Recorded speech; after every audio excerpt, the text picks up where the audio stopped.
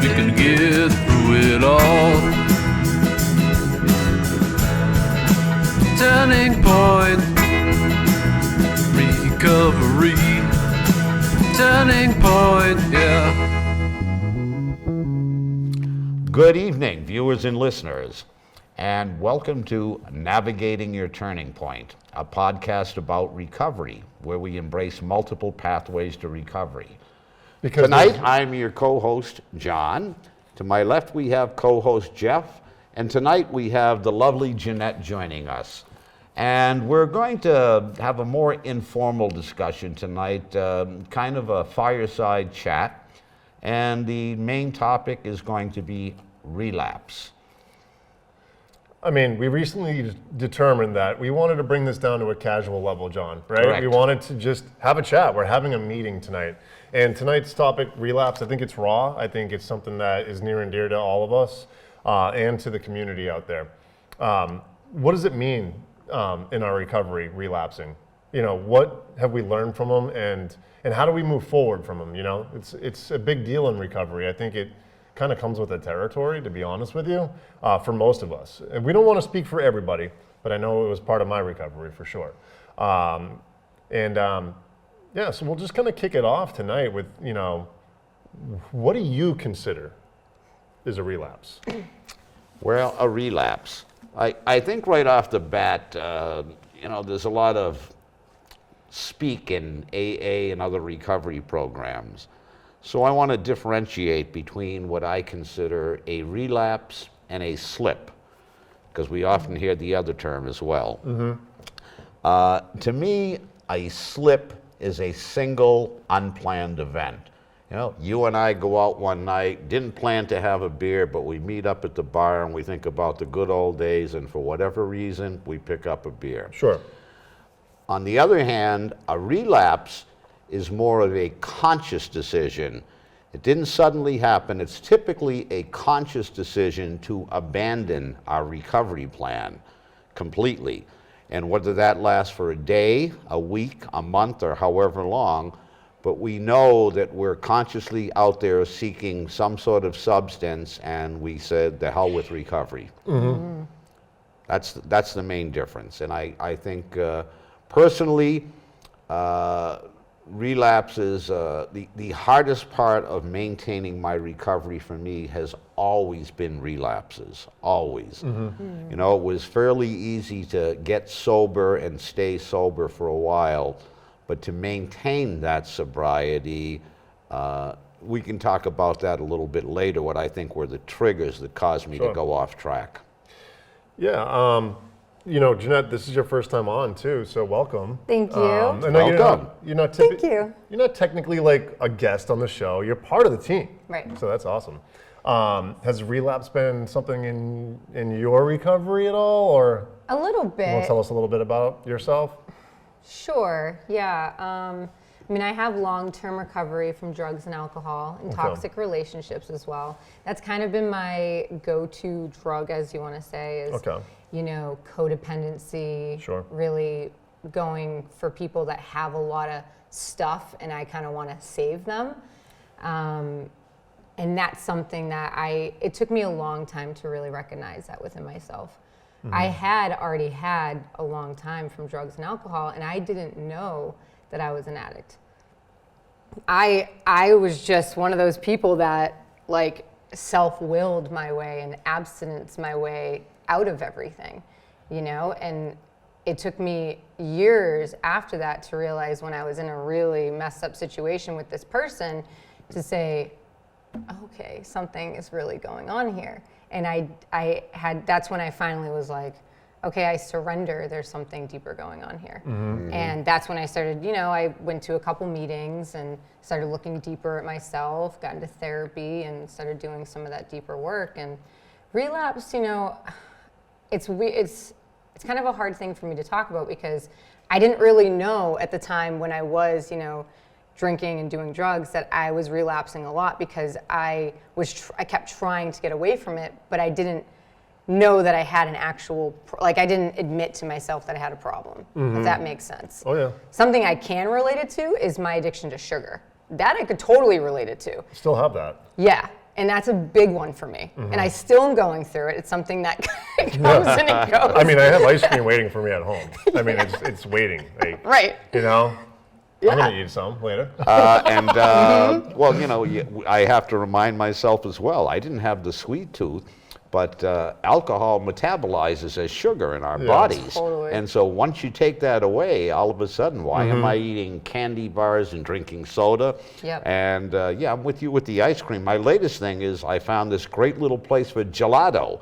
And now I am a gelato junkie. I mean, there's I'm eating a pint a day, every day, pretty much, of gelato, and I don't worry about the calories or the weight.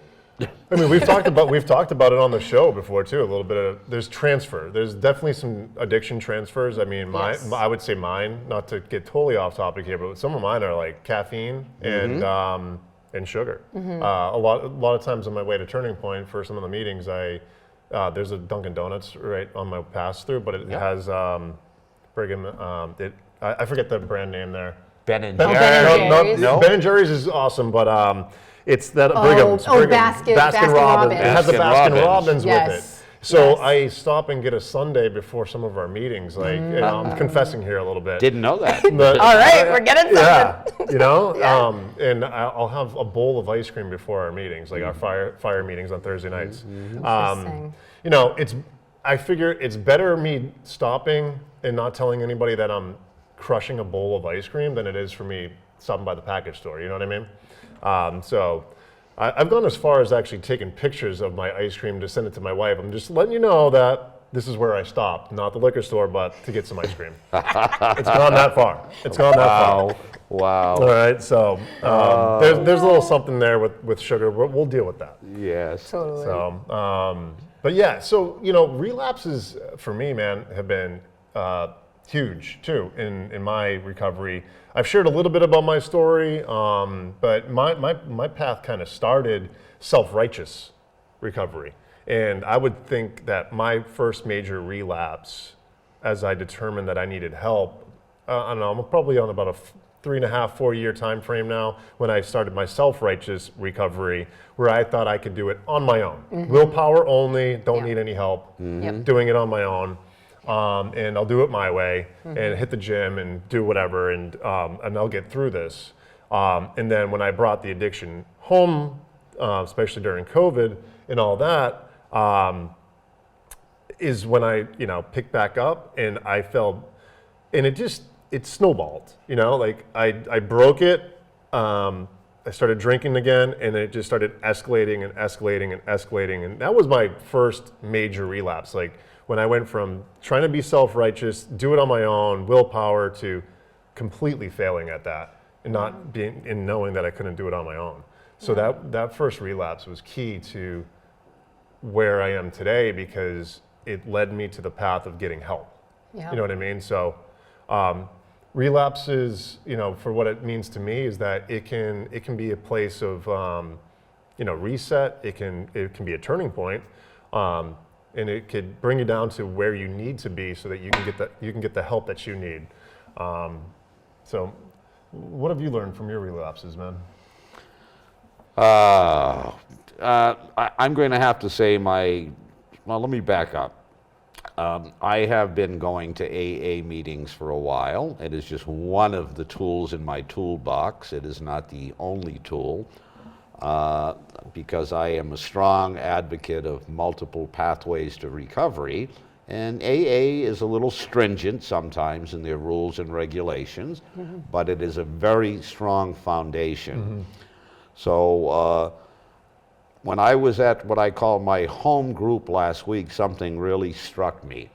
That I first signed up, they were passing around, if you want to update your contact info, what's your phone number, name, if you changed email, etc. And I first signed in there 4.5 years ago. And yet, I'm only just coming up on 9 months of recovery this time. So what happened to those other times? I mean, where did the other 3.5 years, 4 years go? Well, they were relapse times. I had gone to, I have been in inpatient rehab on 2 occasions. The first time was kind of my family and friends recognized it more than I did and had a little mini intervention. And so I went away and did a 28-day program, and it was for the benefit of everyone else, not for me. Worst mistake you can make. You only do it for yourself. You don't do it to be a people pleaser. And I don't think that I was out 2 or 3 days when I picked up, because I never had any intention of quitting. I didn't have the will, I didn't have the desire, I wasn't asking for help, I wasn't ready to give it up. And I did it again. You know, I went right back to the same habits, the same places, the same people. And what I've learned about relapsing, for me, maintaining my sobriety, I had a sponsor once tell me that, I said, what do I need to change about myself? And he said, everything, everything. And that meant people, places, and things, because relapse, the biggest cause of relapse are triggers. And the main triggers are people, places, and things. Absolutely. So, you know, whether it be that I used to go out with my coworkers after work every day, like Jeff, I was a longtime salesman on the road, so I was wining and dining clients traveling across the country, and when I wasn't, I was out with my coworkers after work. Family, holidays, events, the places, the bar, the restaurant, the same ones that I went to over and over. As soon as I walked in, that was an automatic trigger. You know, what are some of the things? Just negative stress, different emotions. I think we've all gone through it, but there's periods where you're angry, you're sad, you're lonely, you're bored, and any one of them are a justification to pick up, because we do it all the time.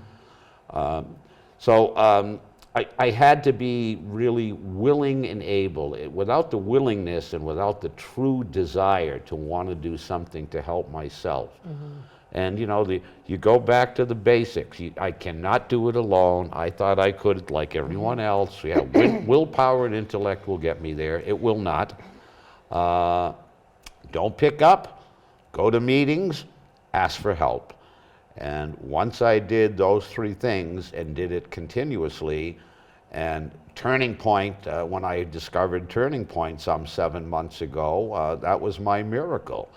The family there, the support system, and I like to kiddingly tell the staff there most of the time, I call Turning Point my extended warranty maintenance plan.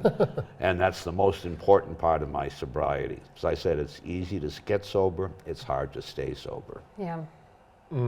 Absolutely.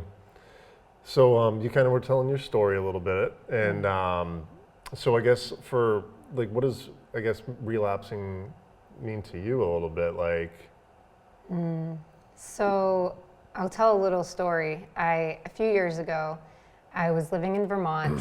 I had moved there. It was like a dream of mine to move somewhere new. Cool. And I went by myself. And it was right after I had finally had that realization that, you know, this whole addict thing, you know, and kind of like was like, okay, this is a thing, like something's going on here.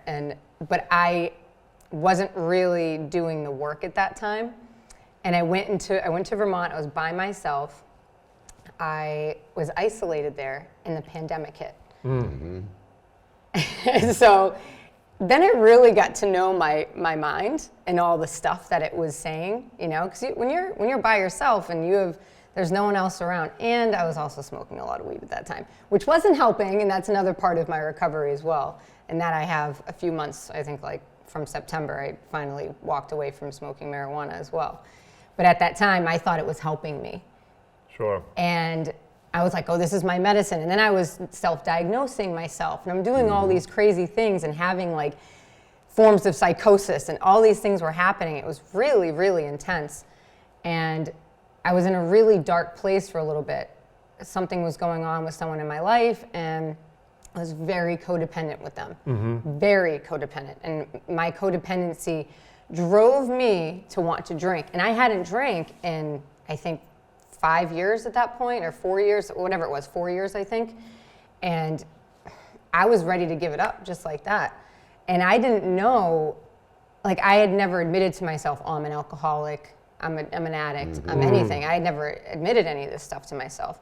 So I literally was ready to throw away all of that I remember saying to myself, I just want to drink. Like, why can everybody else drink? It's not fair. This isn't fair. You know, I want to have a drink. Is it and I remember the people in my life, they didn't know that I actually had a real problem because I had never said it.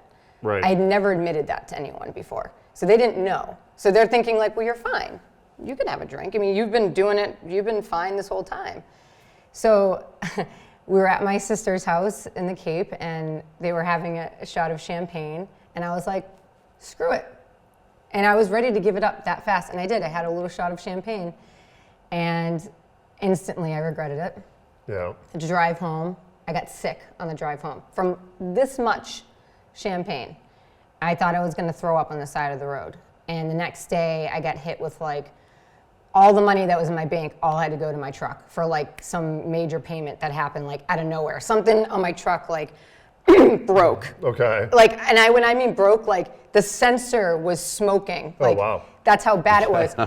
And they're like, I can't believe you were even driving on this truck. Like, and I'm like, this was like literally alarms going off. Like, wow. Stay away from alcohol, Jeanette. Stay away from, you know what I mean? And I didn't realize until then. I was like, oh, I see. Were you getting sick, you think, from like the shot itself or just the anxiety from having it or a combination of both? I think it was both. All yeah, right. I think like just the fact that like everything that was going on in my life at that time, the intensity of like my addiction to other people and wanting to save people and me not even like and me just thinking I'm like can do it all and I don't need any help. You know, like you were saying, the self-righteous stuff, like I can self-will my way through anything. I've got this. I don't need help. That's basically what I was doing for a really long time. And it does work sometimes too. I mean, willpower isn't, you know, alone may not be the best plan for long term, but in short term circumstances, willpower is a great thing still. I don't want to talk bad about willpower. It's good to have good willpower, right? Absolutely. But yeah, I mean, relapsing as I kind of hit this rock bottom where I was hospitalized, right? Got taken out of my home, out of a stretcher, and because I had just mixed up a bunch of different stuff for the weekend. Drinking, drugs, weed, coke, drinking. It was just a bad scene, and got myself all dehydrated, wound up in the hospital for the night, and then I wound up seeking help. And it was kind of it was a full-blown relapse. I was in it. I got back into the thick of it. Eventually, I'll probably share my story on the show, the full story. But that was like my rock bottom because at that point in time, I saw all the yets. You know, I saw like I could have lost the house. I could be putting my family in jeopardy, especially my kids. And I needed to do something, but I didn't know where to start, you know. My wife was trying to support me through it. At that immediate time, it was a very rocky road, right? I had been lying a lot about my drinking, and I lied to a lot of people. I didn't want to admit it. We didn't want to admit it. I wanted to hold on to it as long as I possibly could. And that admission has been an evolution of mine, too, over this journey that I'm on, because even though I hit rock bottom-ish, whatever you want to call it, I still didn't want to admit it. I still didn't want to accept the fact that I was an alcoholic and an addict, that I needed substances to cope and all this stuff. So I had additional, after I got the help, started the treatment, found Turning Point, I had other slips or relapses, but they were much smaller. And I learned a great deal from them because I knew that I was still trying to keep one foot in the door in my alcoholism. I was keeping that door open. I wasn't talking to everybody about it. COVID was going on.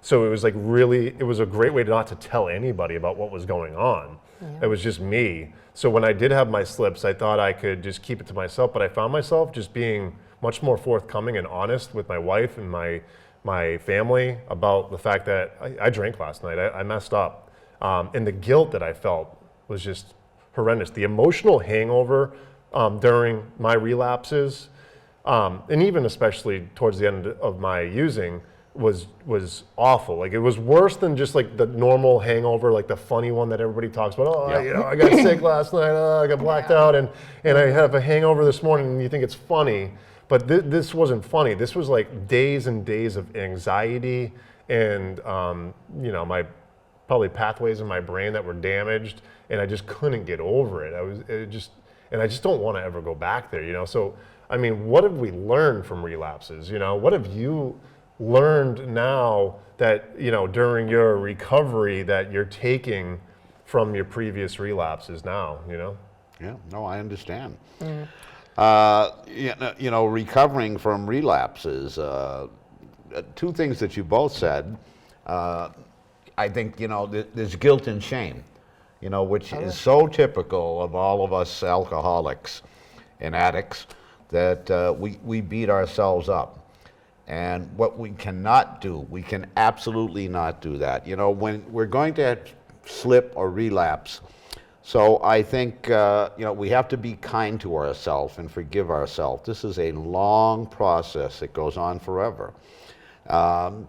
We have to, for me, I had to increase the intensity of going to meetings. There's an old thing about few meetings, few chances, many meetings, many chances. Well, I had to do it, and to this day, I am having a discussion or something to do with recovery probably 5 to 6 days a week. And for my recovery, I need that because it keeps it in the forefront of my mind. Okay. Once it's not there anymore, it's very easy for me to get complacent. And I stepped away from going to meetings. I don't need this anymore. I got it. And I stepped away. I didn't go for a month or two, and that was another occasion when I relapsed. I picked right back up again. I had nothing reminding me. And I think the other thing that you kind of touched upon, that we play that tape in our head about the negative consequences when we act on that impulse or that craving. We don't know why we want to, but that's a reminder. When you first came out, that probably you had dreams about being carried out of the house, and the anxiety that you felt for several days later. Well, I go back to the worst of the worst. I wasn't a blackout drinker, but it got progressively worse, and I was isolated. I was alone. I totally wasn't asking for help. And then it became, there's an incident where I fell down in my condo and hit my head and ended up sleeping on the floor for the night, and could have done a lot more. And it happened more than once. And when it happened 2 or 3 times, it was like, wow, this really is a problem. And so I upped the ante in trying to get help with my recovery. I went to every resource possible. I had a therapist. I went to meetings. I added in a third leg. I call it kind of my own cocktail of recovery. One thing wasn't enough, but it was putting more tools in the toolbox to deal with it. So it's just something that I don't know what to say. Triggers are triggers. I think we have to identify and understand them, and then we have 2 choices. We avoid them at all costs, or we confront them with a prevention plan. And my prevention plan was, don't pick up, go to meetings, get a sponsor, ask for help, and do it before you act on something. In the past, we had talked about this. I always did it after the fact. The guilt and shame, guess what? I messed up last night. Yeah. Well, why didn't you call me 15 minutes before you acted upon it? I don't know. But now I do know. And now I have a list of phone numbers a mile long that I can call at any time, day or night, if I ever get to that deep, dark place. Yeah, I think relapses are definitely much more intentional than slips. I mean, I remember one of my relapses where I had relapsed, and I knew that I was going to be drinking even the next day on one of these slips. And I did call somebody, but I called them so that I knew I could drink so they could drive me home.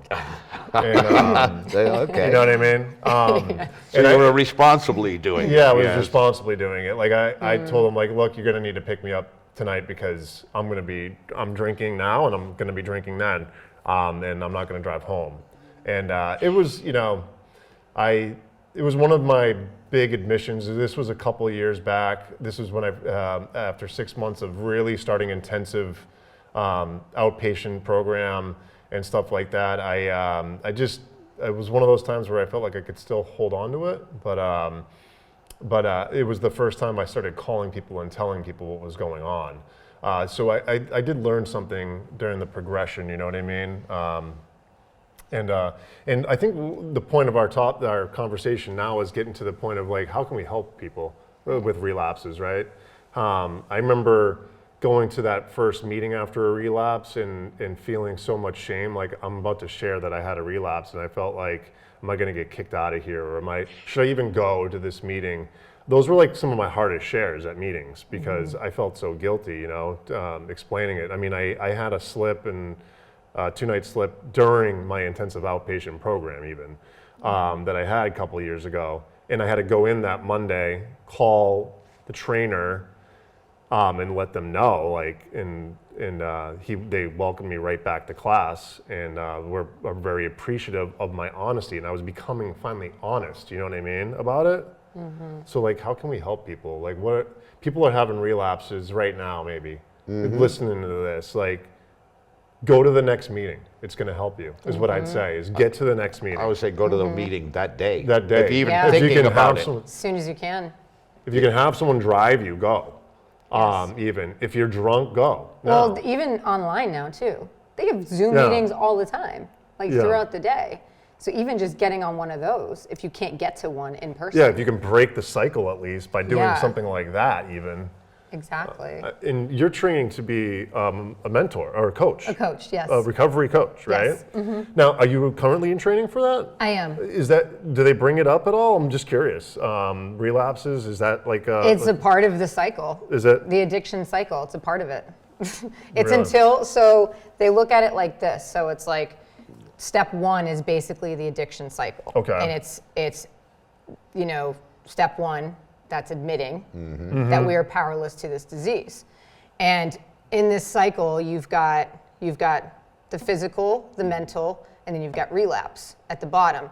So the way it works is basically like, so this is step 1 right here, and then you've got physical, so obviously you get the craving. Yep. You know, once you have the craving, and then you use, and then you go to relapse, and then it's either from relapse to meetings, phone calls, sponsor, working the steps, all the action, and then X is toxic people, places, and things, and Yes. not going and doing those Yes. things. Yeah. So it's literally like, if you're doing that, you're good.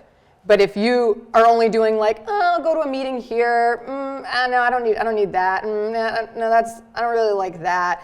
Maybe I'll hang out with my friends once in a while. More than likely, you're going to go right back to the mental, because the mental is going to come back in and it's going to tell you it's okay. Like, it's going to tell you all those things that are obviously delusional thoughts, and then you're going to end up using again. Sure. So it's just that cycle just keeps going until you go this way and you actually take the actions.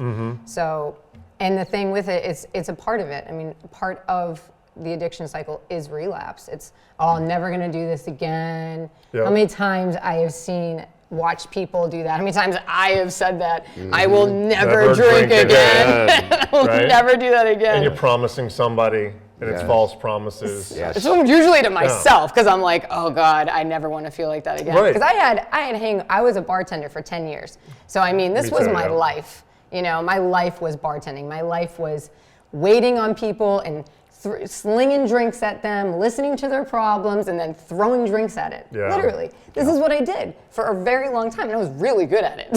Same. Very same. good I at did it. too. So you were a bartender as I well. was a I could bartender, totally yeah. see that, Yeah. actually. I was And for you a know while. what? Let me throw myself in the mix. I also bartended for a while. Oh, of course. Oh, there we go. I mean, not to course. talk down on the food service industry. I think there's a big majority of folks that are using in the food service industry. I mean, I know, Yeah. and it was part of it, you know, Totally and it part of actually it. helped fuel my addiction. Like, I wanted to do Yeah. it because it fueled it. I could get Yes. some of it for free, or we were doing it in the back room, whatever it might be. It just, yeah. There was some really some fun times, and there was a lot of money to be made because it was it was a great side hustle. It was a for me. lucrative side It's a hustle. very lucrative Absolutely. side hustle, you know? Absolutely. Because you could just, as an addict, you could relate to your entire clientele. Exactly. You know? Exactly. You know what I mean? Yes, And, I do. And you had Definitely great do. conversations. They meant absolutely nothing. But Yeah. that's a whole different episode, I think. Totally. We We'll can talk about that. we'll get back to this one. But I think part of it too, it's, I've looked for root causes many times and I can't come up with one thing, and it's like, social conditioning. I mean, back in my era, it started out, the 2 martini lunch was a very acceptable thing. It was the norm. And I got used to that at a very young age and Yeah. just expected that. And something, I think you and I shared the same phrase, Jeff, once upon a time. We called it a ritualistic lifestyle. Yes, very ritualistic. Very ritualistic. I mean, this is just what you did. Totally. At 5 or 6 o'clock, if you were in the office, I don't ever remember going directly home after work. I always stopped somewhere. I mean, that's just what I did. And then the hard part, I think now, in terms of even recovering from a relapse, somebody would say, find a sober hobby or activity, because all I knew a year ago, the 500 acquaintances I had, they were all bar restaurant people. Yeah. Well, I can't go to those places anymore. That's a huge trigger. So how do I fill that hole? And so it's by joining, doing things even like Turning Point, where now there's a fellowship. And guess what? We have fun activities. They may be simple, but we've had karaoke, we've had softball, we've had cornhole, we've had a New Year's Eve bash. We actually won together. And, yes, we actually won. Jeanette and I What did you won guys one win? week. Yeah. We won the cornhole. Oh, that's right. Yeah. You guys won that. Yeah, we One were. of them. One of them. Oh, yeah. one of them. Yeah. One of them. There's a I bunch. thought you guys were the champions. There We were the there champions a of the bunch game of that day. That day. That day we were the day. champions. All right. But Yeah, you know, sorry. again, Right. it's That's called awesome. just Good for you showing guys. up. Getting Yeah. out. And I have found that sober activities with sober people really can be fun. Yes. Yeah. Really can Yes. be fun. You, Yeah. you don't need the alcohol influence to have a good time. Seriously. No, it's totally true. I never actually thought that it would be. Me either. Because I always Yeah. thought drinking was fun and, Yes. and what you were doing drunk was fun and Yep. and all that. And especially loving the game of golf too. I remember planning my days out so that I could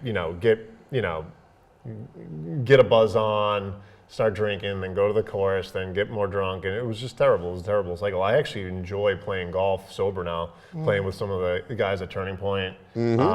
Gerard and I have had some times where we've gone out, played golf. I love the game of golf. I don't necessarily play better, but I have a lot more fun, doing activities when I'm sober, and I get to come right back home and enjoy my life at home with the family like I never could after a golf game. You know what I mean? Yeah. You're present. Yeah, I'm present again. I might be a little bit tired because I walked the course or something, but it's fun.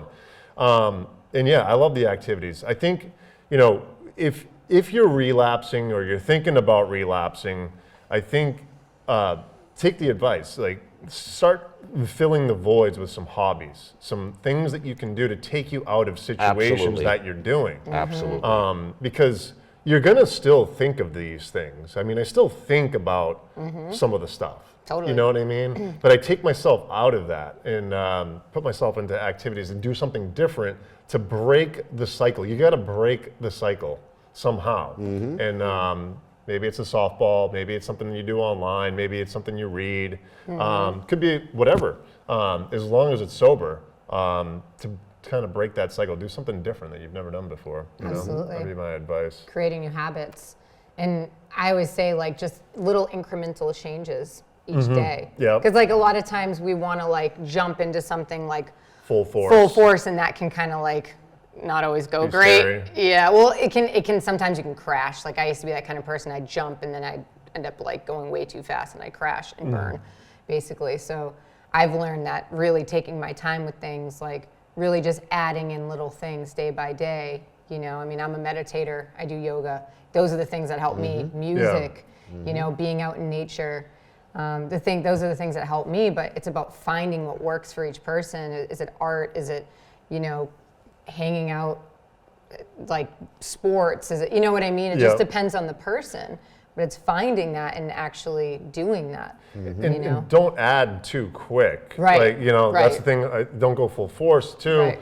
But like, don't add things to your plate too fast, because I'm the type of person that loves to add things to his plate and then accomplish nothing. Totally. You know what I mean? Because I get overwhelmed at how much so I many added, things. and I can't accomplish anything. You know what I mean? You're not as good at multitasking as you think you are. Right. huh? Yeah, right. Especially sober. You know what I mean? Especially sober. I thought I could do a lot of different things when I was drunk, of course. Absolutely. but- Could do it all. Exactly. So I like, if you were to say, hey, Jeff, you want to do this podcast like a couple of years ago, I would probably add it to the plate, get overwhelmed by it, and not be able to execute it as well as we are today. You know what I mean? Absolutely. Like, I'm adding it, but I know that I have to subtract something along the way, because I'm dedicated to my family. I'm dedicated to my career right now. I'm going on a year of sobriety, and that feels awesome to me now. Finally, awesome. you know what I mean? So awesome.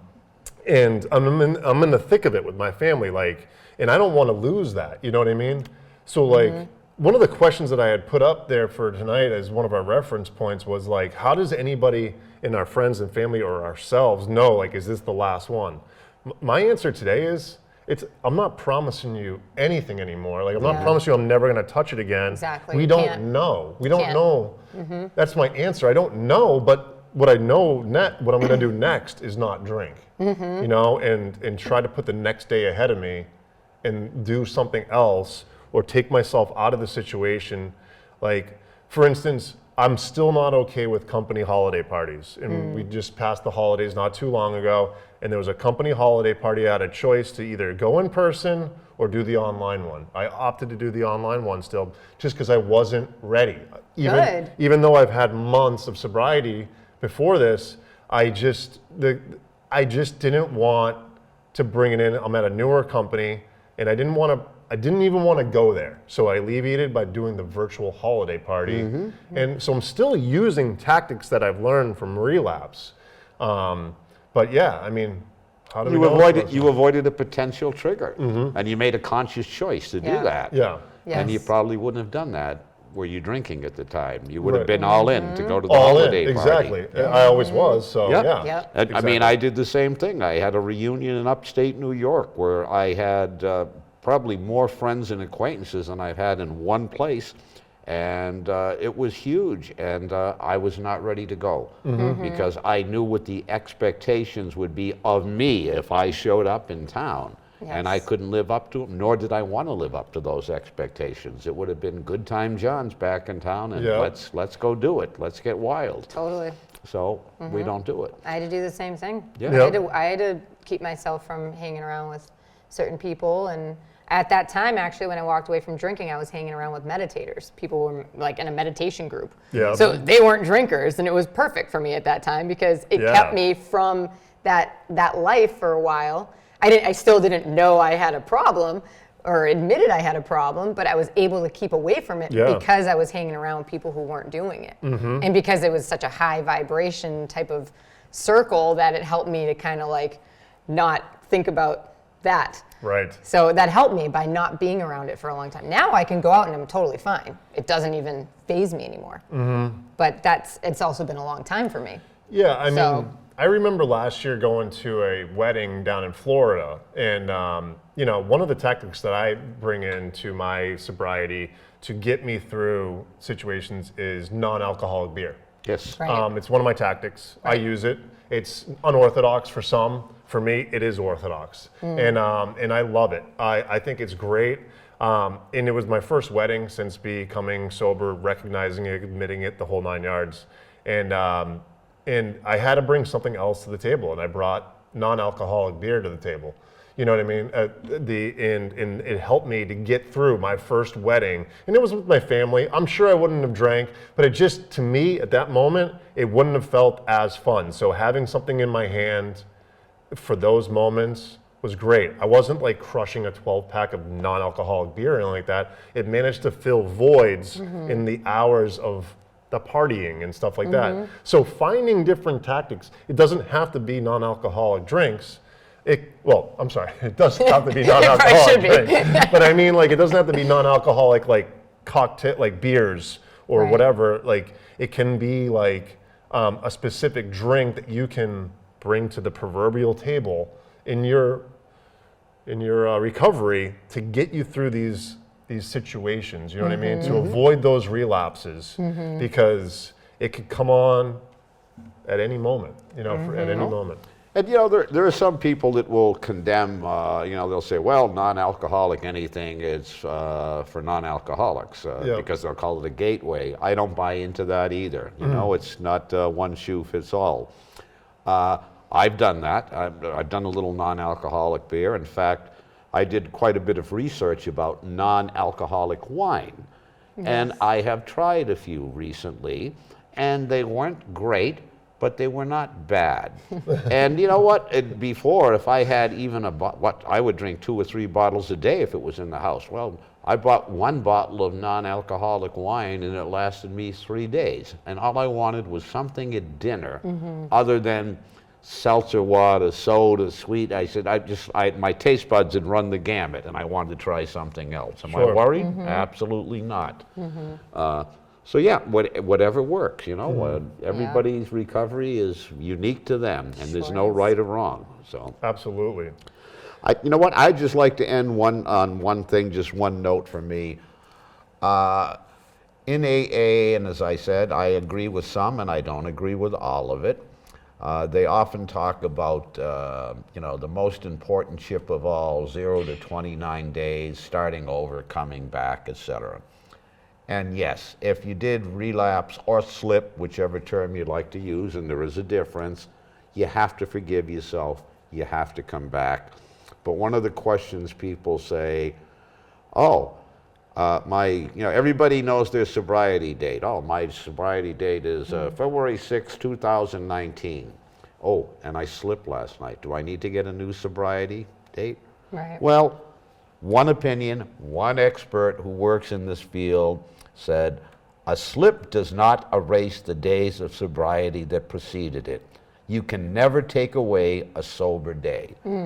So when somebody does that, you tell the whole story and be proud of the days that you did put together. Perhaps your story is, you know what? I was sober for 2 years. I went out and I slipped one night. But now I've been sober again for another 1.5 years. So don't get caught up in dates and numbers, and do not punish yourself. You have to be forgiving when you relapse. It's part of the cycle. It's going to happen to us all.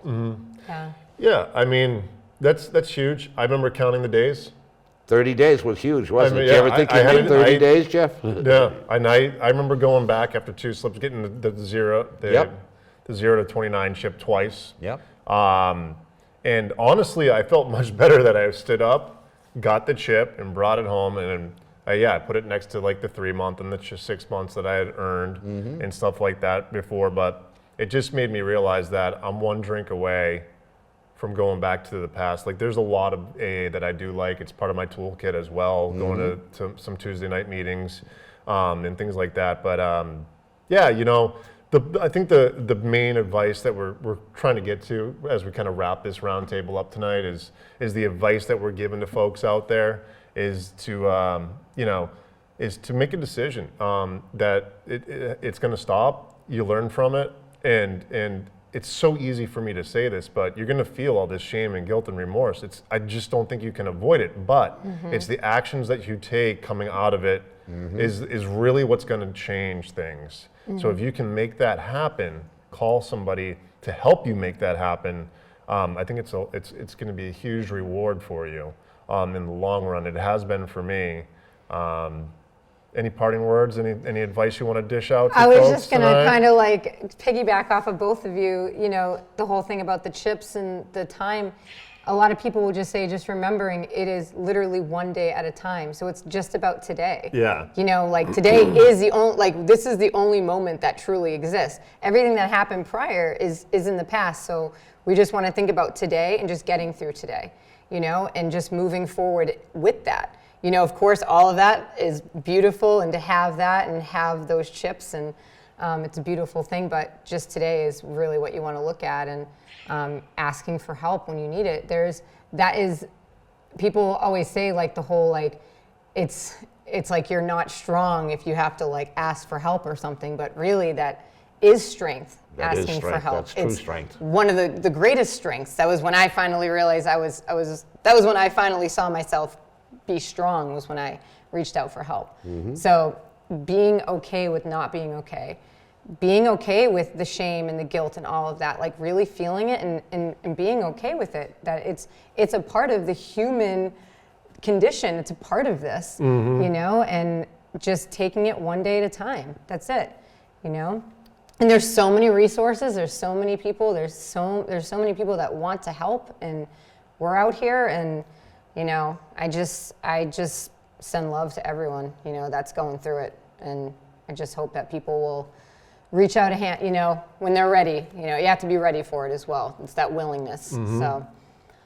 Oh, I thought tonight was awesome. Great tableside chat with you. This was awesome tonight. Totally. Yeah, I really enjoyed it. Did you have fun, Jeanette? I did have fun. Yeah, I did. awesome. I'm I'm happy glad- I got glad to you do joined this us. with you guys. Glad you camera. joined us. Worked out well. Yeah, we'll have to do this. I think we're going to incorporate this into our episodes, you know, tableside, whatever you want to call it, tableside chat, we'll call Love it. it. And bring a little variety to our group. It's kind of separate it from having a guest, being a little formal. I think you'll see more of it. I think our viewers and listeners will really enjoy this. And we look forward to hearing some of your feedback down the road too. And anything that you may want to hear and hearing topics like that too. So Yes. Absolutely. awesome. Well, I think we're going to end on that note. So thank you very much. Thank you. All right. Good night, all. Good night. Good night. Turning point. Recovery. Turning point, yeah.